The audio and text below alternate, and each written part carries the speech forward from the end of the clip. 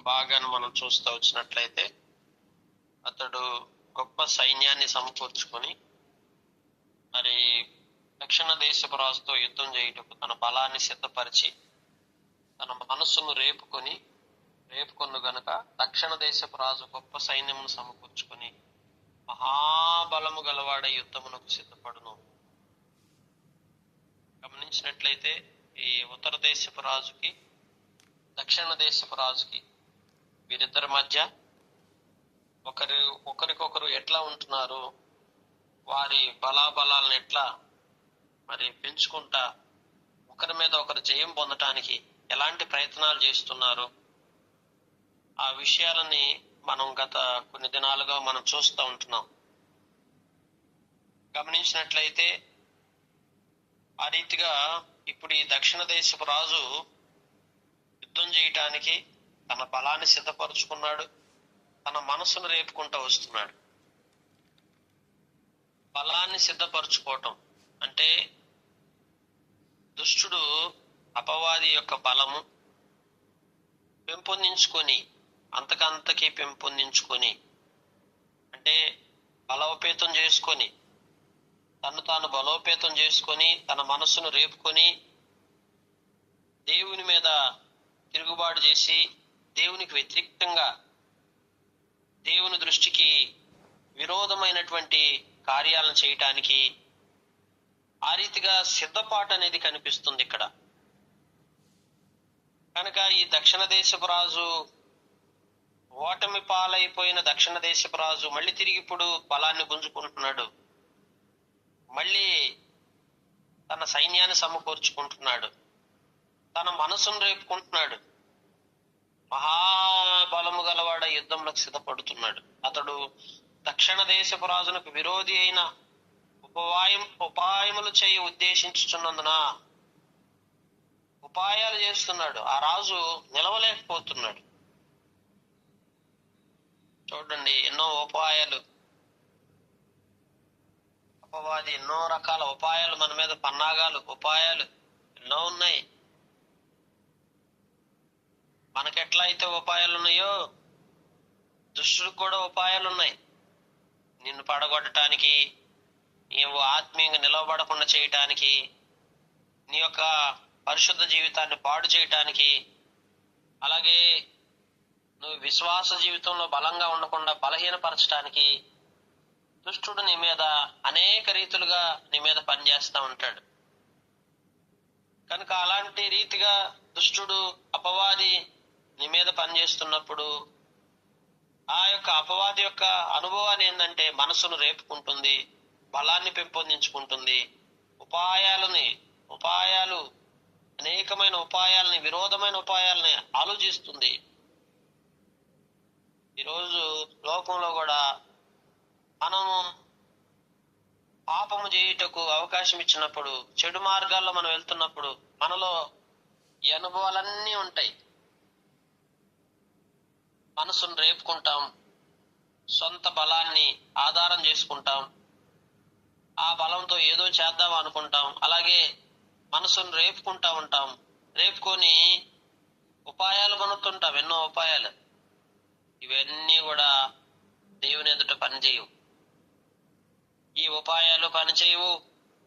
అలాగే మనం మనసును రేపుకొని అలాగిన సొంత బలాన్ని వినియోగించి ఏదైతే చేయాలనుకుంటున్నామో అదంతా మన యొక్క నాశనానికి తప్ప మనం ఏది కూడా ఆశీర్వాదకరంగా ఉండేది కాదు. ఈరోజు అది ఆ రీతిగా మనం తలంచేది, ఆ రీతిగా ఆలోచన చేసేది, ఆ రీతిగా మనం సర్వైవ్ అవటానికి, ఆ రీతిగా మనం ఉపాయాలు చేయటం అనేది ఆశీర్వాదానికి హేతువు కాదు, కారణం కాదు. ఈరోజు కొన్నిసార్లు అంటాం, ఏ విధంగా అయినా సరే నేను నా సొంత బలాన్ని ఉపయోగించి నా మనసును రేపుకొని నేను ఏ విధంగా అయినా సరే నేను అన్ని విధాలుగా బలోపేతం అవుతున్నానని బలపరుచుకుంటున్నాం, మనల్ని బలపరుచుకుంటాం. దేవుడు బలపరచకుండా మనిషి తనకు తాను బలోపేతం చేసుకుంటే నేను బలంగా ఉన్నానని నిరూపించుకోవడానికి ప్రయత్నం చేస్తుంటాడు. చూసారా, ఇదే ఉపాయాలు. సరైనటువంటి ఆత్మీయత లేకుండా, విశ్వాస జీవితం లేకుండా దేవుని ఎదుట పరిశుద్ధంగా జీవించకుండా పాపమునకు చోటిచ్చిన నీవు నీ బలాన్ని పెంపొందించుకోవడానికి మానవ రీతిగా నువ్వు చేసే ప్రయత్నం అంతా వ్యర్థము. ఇందులో ఏమాత్రం సందేహం లేదు. కనుక ఇక్కడ శరీర సంబంధమైన బలము ద్వారా, శరీర సంబంధమైన ఉపాయాల ద్వారా మానవుడు ఎన్నటికీ కూడా ఆశీర్వాదకరమైన స్థితిలోకి రాజాలడు. ఇది ఫస్ట్ మనం తెలుసుకోవాలి. దీన్ని మనం బాగా ఆలోచించగలిగినప్పుడు దేవుడు మనల్ని ఏ విధంగా దీవిస్తాడనేది గ్రహింపు వస్తుంది మనకి. ఈ గ్రహింపు మనకు రానంత వరకు మన యొక్క స్వకీయమైన క్రీస్తు విరోధి అపవాది ఎన్నటికీ కూడా ఓడిపోయినా గాని మరలా గెలవటానికి చేసే ప్రయత్నం అనేది ఉంటూనే ఉంటుంది అంత్యదినం వరకు. రాకడ సమయంలో సమూలంగా నాశనం చేసి ఆ యొక్క నరకంలో పడద్రోసేంత వరకు ఇది మానవులంగా, దేవుని బిడ్డలంగా, విశ్వాసులముగా దేవుని యొక్క మరి ఆత్మ సంబంధమైన యుద్ధంలో పరంగా దేవుని కొరకు నువ్వు యుద్ధం చేయటానికి యుద్ధ రంగంలో ఉన్న వ్యక్తివైతే నీ మీద పోరాటం అధికంగా ఎక్కువ ఉంటది. యుద్ధ రంగంలో లేని వాళ్ళకు పోరాటం తక్కువ, కానీ యుద్ధ రంగంలో భోజనమును భుజించువారు అతన్ని పాడు చేసేదరు, అతని సైన్యం ఓడిపోతుంది అని భోజనం చేస్తుంటారు. కానీ వాక్యాలు, మాటలు, ఆలోచనలు అన్ని కపటమే. కనుక కీడు చేయటానికి ఇద్దరు కలిసి భోజనం చేసినట్టుంటారు, మళ్ళీ ఒకరికొకరు కీడు చేయడానికి పన్నాగాలు ఉంటాయి. చాలా మంది మనుషులు ఈ రోజుల్లో కలిసి ఉంటాము, కానీ లోపల ఎలా ఉంటుందంటే మనుషుల యొక్క తీరు ఇట్లా ఉంటుంది. కలిసి ఉన్నట్లు ఉంటారు. లోకంలో ఏ మనుషుడైనా కలిసి భోజనం చేస్తారు, కానీ ఆ భోజనం చేసిన మనసులో మాత్రం వీరికి ఎలా కీడు చేయాలి, వీరికి నేను ఎలా కీడు చేస్తే బాగుంటుందని అలాంటి కీడు చేయుటకు వారు మనసులను స్థిరపరుచుకుంటారంట. కీడు చేయటానికి మనసును స్థిరపరుచుకొని ఆ రీతిగా కపట వాక్యాలాడుతూ నిర్ణయ కాలమందు సంగతి జరుగునని ఆలోచనలు సఫలము కాని వారి ఆలోచన సఫలం కానిరు. ఎందుకంటే ఎప్పుడైతే అండి మనం కీడు చేసే మనసు ఉంటుందో, మనలో ఉంటే మన ఆలోచనలు సఫలం కావు. అందుకే ఆలోచనలు ఎప్పుడు సఫలం అవుతాయి. అందుకే కీర్తన గ్రంథం రాస్తాడు, ధర్మశాత్మీయంగాను అటు ఇహలోకమందు అటు పరసంబంధమైన దీవెనతోటు అన్ని విధాలుగా సఫలం అవుతాడు, సక్సెస్ఫుల్ లైఫ్ లీడ్ చేస్తాడు. కనుక మంచి లైఫ్, జీవితం ఆశీర్వాదకరంగా బ్లెస్డ్ లైఫ్ మనం అనుభవించాలంటే ఫస్ట్ మనకు కావాల్సింది ఏంటంటే ఎవ్వరికి మనం కీడు చేయకుండా చూసుకోవాలి. ఎవ్వరికి, వీళ్ళు భోజన పంక్తిలో కూర్చుంటున్నారు కానీ ఒకరికొకరు కలిసి భోజనం చేస్తున్నారు, కానీ ఒకరికొకరు కీడు చేసుకుంటున్నారు వాళ్ళు. అందుకే వాళ్ళ ఆలోచన సఫలం కావట్లేదు. తర్వాత మిగుల ద్రవ్యము గలవారై ఉన్నారు, పరిశుద్ధ నిబంధనకు వాళ్ళు విరోధము ఇష్టానుసారంగా తమ దేశానికి తిరిగి వస్తున్నారు. పరిశుద్ధ నిబంధన లేదు, నిబంధన లేని జనాంగం వారు. నిబంధన లేని వ్యక్తి ఆశీర్వాదాన్ని ఎట్లా అనుభవిస్తాడు? దేవుడితో ఒక నిబంధన చేసుకున్నావు, అయ్యా నేను పాపం విడిచిపెడతాను, పరిశుద్ధంగా జీవిస్తాను, దేవునికి నమ్మకంగా ఉంటానని నిబంధన చేసావు.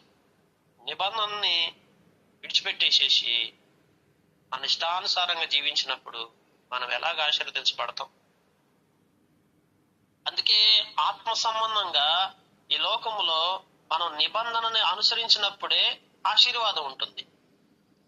నిబంధనని విడిచిపెట్టిన వ్యక్తి ఆశీర్వాదకరంగా చేయబడలేడు. గమనించండి, దేవునితో నిబంధన చేసుకున్నప్పుడు ఆ నిబంధన కట్టుబడి దాని ప్రకారం మనం జీవించినప్పుడు ఆత్మీయంగా దేవుడు మనల్ని బలపరుచుకుంటూ వస్తాడు, దేవుడు మనల్ని దీవించడం ప్రారంభిస్తాడు. పరిశుద్ధమైన నిబంధన వాడై తమ ఇష్టానుసారంగా జరిగించును అతడు మరలి పరిశుద్ధ నిబంధన నిషేధించి చేయటమే. కనుక నిబంధన మీరిపోయినప్పుడు నాశనము కలగజేయి హేయ వస్తువులు నిలబెట్టుతారు. హేయ వస్తువులన్నిటినీ ప్రేమించడం, సూర్యులు లేచి పరిశుద్ధ స్థలపు కోటను అపవిత్రపరచడం, కోటలను అపవిత్రపరచుకోవటం, ఆ రీతిగా మరి ఉదయకాల సంబంధం మనం ఆలోచించాల్సింది. దేవుని ఎరిగిన వారు మాత్రమే బలము కలిగి, ఆత్మ బలము కలిగి గొప్ప కార్యాలు చేయగలుగుతారు. ఈ రోజు నీ జీవితంలో మంచి గొప్ప కార్యాలు ఊహకందన కార్యాలు జరగాలంటే ఫస్ట్ నువ్వు దేవునిలో బలంగా ఉండాల. దేవుని హత్తుకొని దేవునికి తగినట్లుగా ఆత్మీయంగా నువ్వు దేవుళ్ళు జీవిస్తే నీ ద్వారా దేవుడు బలమైన కార్యాలు జరిగిస్తాడు. బలమైన కార్యాలు, ఊహకందన కార్యాలు, ఆత్మ సంబంధమైన అనేకమైన అన్ని కూడా వాటన్నిటి మీద నువ్వు సఫలీకృతమై వాటన్నిటి మీద జయాన్ని పొందుకొని దేవుని కొరకు సాహస కార్యాలు చేయడానికి దేవుడు నిన్ను ఏర్పరచుకున్నాడు. ఎన్ని గొప్ప కార్యాలు నీ ద్వారా జరగాల్సినవి ఆగిపోయినాయో తెలుసా? కారణం ఏంటి? అవి జరగకుండా నిలిచిపోవడానికి, అవి ముందుకు కొనసాగకుండా ఆగిపోవటానికి కేవలం కారణం ఏంటంటే నీవు దుష్టుని చేతిలో చిక్కబడి ఆ సఫలీకృతం కావలసిన జీవితాన్ని ఎప్పుడైతే దుష్టుని పన్నాగాల్లో, దుష్టుని యొక్క ఉచ్చుల్లో, దుష్టుని యొక్క ఉపాయాల్లో, ఎన్నో ఉపాయాలు ఉన్నాయి, ఎన్నో రకాలుగా దుష్టుడు పడిపోయినా గాని మరలా ఓటమి పాలైన మళ్ళీ తిరిగి లేచి మళ్ళీ మన మీద దాడి చేస్తా మనల్ని ఎన్నో రీతిలుగా పడగొట్టడానికి, పడద్రోయటానికి వేసే ఉపాయాల్లో ఎన్నోసార్లు మనం చెక్కబడి ఎన్నోసార్లు ఓటమి పాలైపోయి సఫలీకృతం కాకుండా ఫెయిల్ అవుతున్నప్పుడు, విఫలం అవుతున్నప్పుడు మన జీవితంలో ఒకటి మనం ప్రత్యేకించి తెలుసుకోవాల్సింది ఏంటంటే దేవుని ఎరిగిన వారు మాత్రమే. అంటే దేవుని ఎరగటం అంటే మనం అనుకుంటాం యేసు ప్రభు నాకు తెలుసు కదా. దేవుని ఎరగటం అంటే సృష్టికర్త అయిన దేవుణ్ణి హృదయమార తెలుసుకోవటం, ఆయన నడవడిక, ఆయన తీరు, ఆయన పద్ధతి, ఆయన విధి విధానాలు అర్థం చేసుకోవటం. దీనిని నువ్వు పరిపూర్ణంగా అర్థం చేసుకోవటమే దేవుని ఎరగటం అంటే. చాలాసార్లు అంటాం దేవుడు నాకు తెలుసు కదా, ఏమీ తెలియదు నీకు. ఎందుకు ఏమీ తెలియదు అంటున్నానంటే దేవుని ఎరిగిన అనుభవాలు, ఆ మాదిరి ఉంటుంది, ఆ విధానం వేరు, ఆ పద్ధతి, ఆ క్రమం, ఆత్మీయత అన్ని ఉట్టిపడతా ఉంటాయి. పౌలు గారు అదే చెప్తాడు, ఏమని? నేను ప్రభుని పోలి నడుచుకున్నాను, నన్ను పోలి మీరు నడుచుకోండి. ఆ పోలిక ఎందుకంటాడు? దేవుడు మానవుని తయారు చేసినప్పుడు తన పోలిక చొప్పున తన స్వరూపమందు దేవుడిని ఏర్పరచుకున్నాడు. ఆ పోలిక నీలో ఆత్మీయతలో అటు రీతిగా బలాన్ని కలిగి ఉంటావు. తమ దేవుని ఎరిగిన వారు బలము కలిగి అంటున్నాడు. దేవుని ఎరిగిన వారు అంటే ఎవరు? బలము కలిగిన వారే దేవుని ఎరిగిన వారు. దేవుని ఎరిగిన వారే బలము కలిగినటువంటి వారు. అంటే దేవుణ్ణి సంపూర్ణంగా తెలుసుకున్న వ్యక్తి ఎట్లుంటాడంటే చాలా బలంగా ఉంటాడు.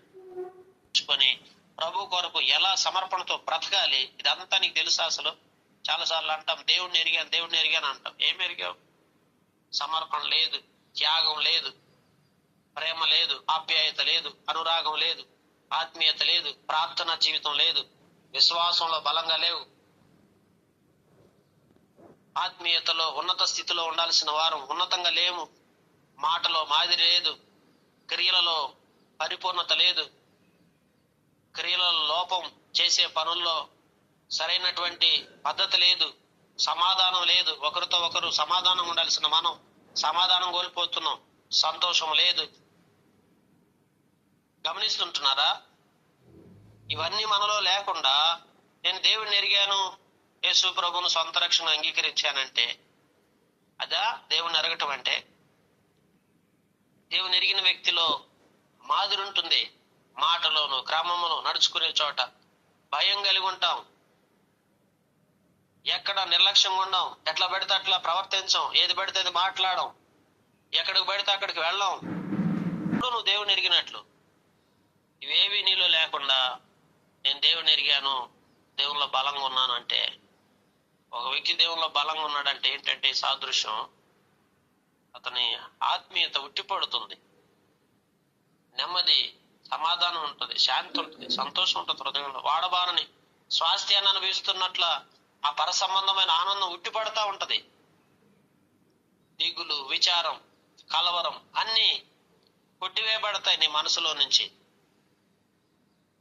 ఎప్పుడైతే నువ్వు దిగులు, విచారం, కలవరం, అలజడి, ఎప్పుడైతే అపజయం ఇవన్నీ నీలో ఏర్పడుతున్నాయంటే కేవలం నువ్వు బలహీనరాలువే. ఎందుకు బలహీనరాలంటే దేవుడు సంపూర్ణంగా ఎరగట్లా, గుర్తెరగలేదు. ఆయన ఎలా ఉండాలో తెలియదు ఇంతవరకు.